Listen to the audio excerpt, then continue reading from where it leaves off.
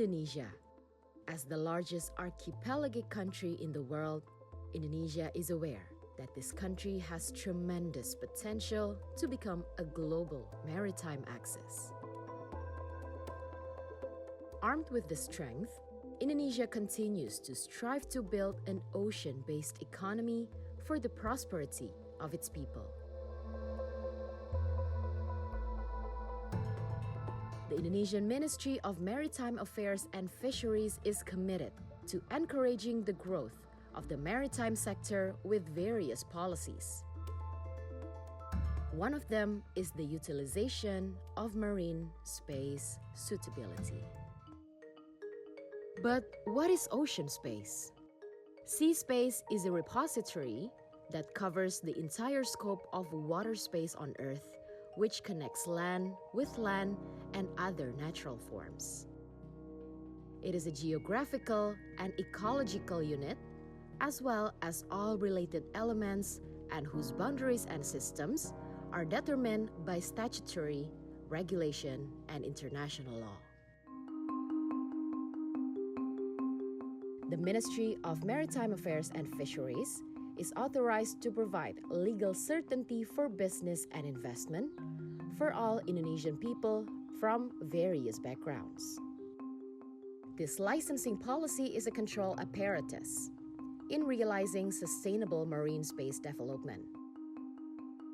Jadi sesuai mandat Undang-Undang Cipta Kerja nomor 11 tahun 2020 memberikan amanat kepada Kementerian Kelautan dan Perikanan untuk memberikan izin atau dalam hari ini kesesuaian ruang, pemanfaatan ruang laut, baik itu untuk yang berusaha maupun tidak berusaha. Untuk turunannya memang ada PP 21 tahun 2021 tentang penyelenggaraan penataan ruang. Nah, ini penting bagi kami di KKP, terutama Direktorat Jenderal Pengelolaan Ruang Laut, bagaimana memanfaatkan pemanfaatan ruang ini secara efektif. Efektif seperti apa? Kita juga bina masyarakatnya atau SDM-nya, dan kita juga bina kelembagaannya. Jadi saya kira pengelolaan ruang ini memang harus efektif, tapi tetap harus menjaga kelestarian sumber daya dan juga kesehatan laut.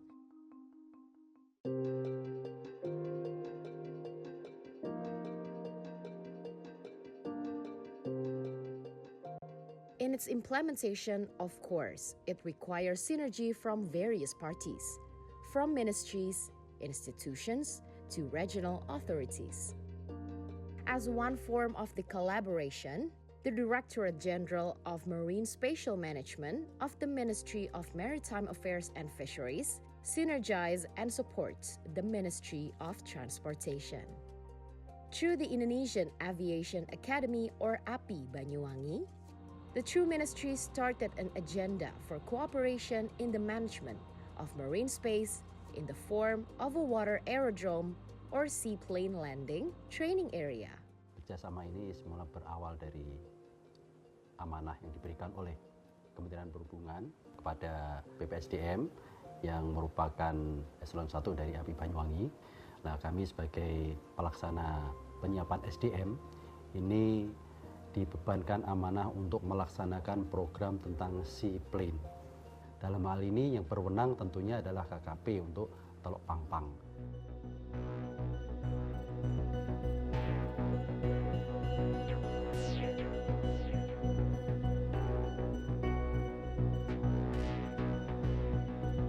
This is Pangpang Bay, Banyuwangi, East Java.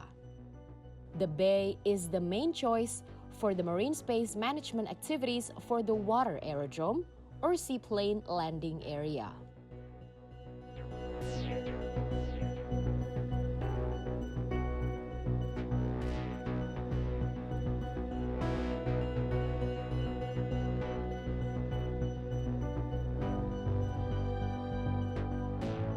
Armed with the permits that have been granted, this is where API Banyuwangi produces competent seaplane pilots in order to support maritime connectivity in Indonesia.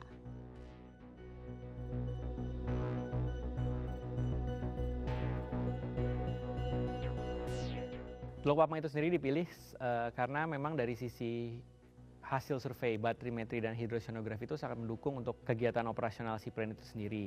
Selain dari ombak, kita juga butuh arah angin dan arus bawah laut yang mencukupi, serta kedalaman dari perairan itu sendiri.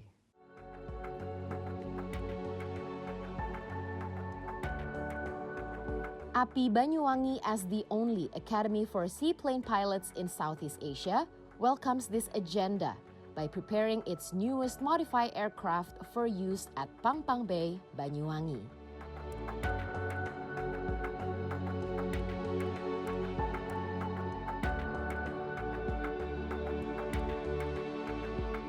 Jadi sebelumnya pesawat ini memang pesawat mainline biasa, dia punya roda dulu awalnya. Nah, setelah kita melakukan modifikasi yang tentunya didukung sama Direktorat Kelayak Udaraan dan Pengoperasian Pesawat Udara, kita mengkontrak di perusahaan Float Kit, khususnya Wipair namanya. Itu memang dia satu-satunya yang membuat float ini ada rodanya. Nah, jadi ada dua spesifikasi sebenarnya. Ada yang beroda, ada yang full float atau seperti kapal mungkin kalau bisa dilihat. Jadi kalau berdasarkan spesifikasi pesawatnya itu sendiri dengan penambahan float kita dari Wipline 2350 ini, kurang lebih kita membutuhkan sekitar 1000 meter untuk dia take off. Sedangkan untuk landing itu sekitar 300 saja.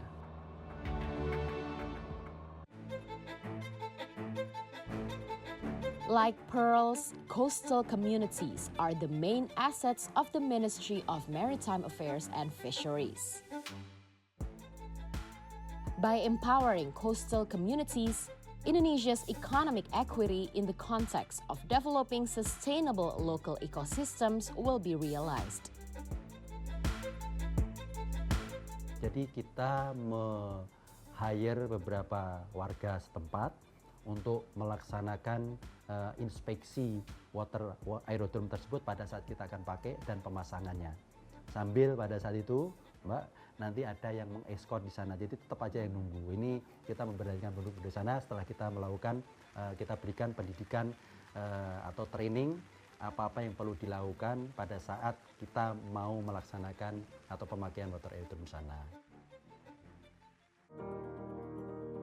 With the spirit of a great maritime nation, the Ministry of Maritime Affairs and Fisheries is committed to continuing to work without fear in the seas of Indonesia. Especially when we talk about the function of the vast sea space that stretches from Sabang to Merauke, from Miangas to the island of Rote.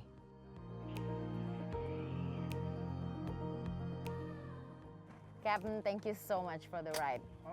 All right. Wow, what an amazing quick trip it has been to witness the water aerodrome in Banyuwangi, East Java, Indonesia. And what an amazing gesture that was made from the Ministry of Marine Affairs and Fisheries alongside with the Ministry of Transportation to prove that we are better and stronger together in building Indonesia's interconnectivity, especially when it emphasized on the beauty and diversity of Indonesia's maritime as the world's largest archipelago. Indonesia has been given so many beautiful resources, and now we have to be ready for our part to face a more developed and a better future when it comes to Indonesia's beauty and for build a better future for the nation. Karen Vandenbroek, Maulana Bahri, Naradi Karim for Sea Today.